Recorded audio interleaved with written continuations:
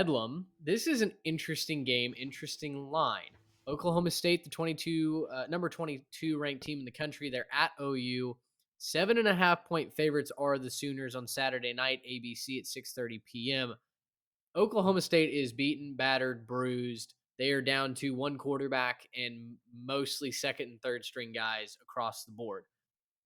And yet, Oklahoma has been so spectacularly unimpressive that I haven't seen them blow anybody out, put a game away, win convincingly this year. They're 5-5. And because that's the worst start since the late 90s for Oklahoma, I know that they're healthier. I know that they've got more talent, but at the same time, guys, this is a rivalry game in which you're supposed to throw the records out the window. And sometimes you might have to throw the depth charts out the window as well. So just on the pure basis of chaos late in November, give me the Pokes plus 7.5. I don't think they're going to win this game, but never count a team out against this year's Oklahoma squad. Oh, absolutely. No, Bedlam is one of my favorite games each year. This is a game that I always find myself in front of a TV for, so I'm super pumped for it. But man, talk about two teams just crashing and burning as they come into this game, right? So you have Oklahoma State starting the season pretty hot. They got real playoff hopes. They lose to TCU in overtime. They get borderline assaulted by the entire state of Kansas, and they're stumbling into this one. So many injuries. They cannot stay healthy. This doesn't excuse the fact, though, that Oklahoma, they've just been terrible this year. I mean, really bad. You're saying they've been unimpressive. They're bad. They're on a 2-game losing streak to Baylor and West Virginia. I'm sorry. That's not Oklahoma football. That's not something that Sooner fans are okay with. Yeah. They're just really bad this year.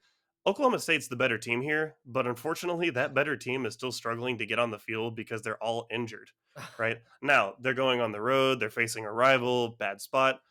I think I want to pick the Cowboys to win this one close.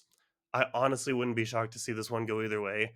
The only way OU is covering this spread, though, is if Spencer Sanders literally has his arm fall off. He's putting the ice back on that shoulder. There's a chance that thing could come unattached from his body. But outside of that happening, I think that this one is an OSU plus 7.5 in a really tight game. Is Spencer Sanders back? He played in the fourth quarter of their game last week. I missed that. Okay. No, he played late to get them to win because I think what was it, like Gundy's kid or whatever was just Gunner. garbage.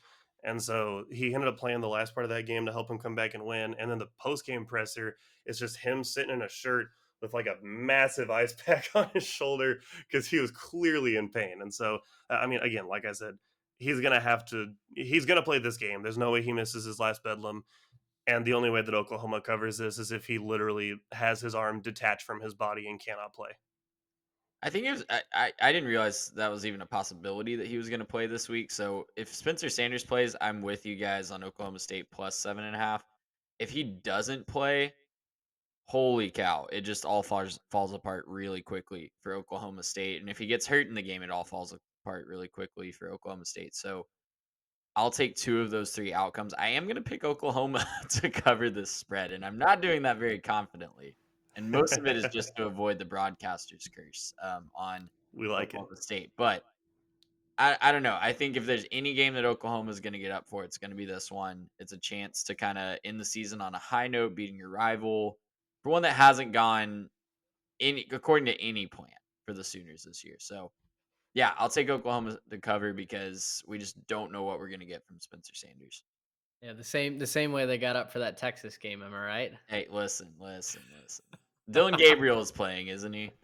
Did they even get on the bus for that one? He will have a chance to complete a forward pass this time around. We're not running the wishbone. I like. Didn't Dillon Gabriel lose to West Virginia and Baylor 2 games in a row? He did. Sorry, just checking. Yes, he did. There's huge red flags all over the field. And the way they lost to West Virginia too, with JT Daniels benched, was not good. Gracious hip.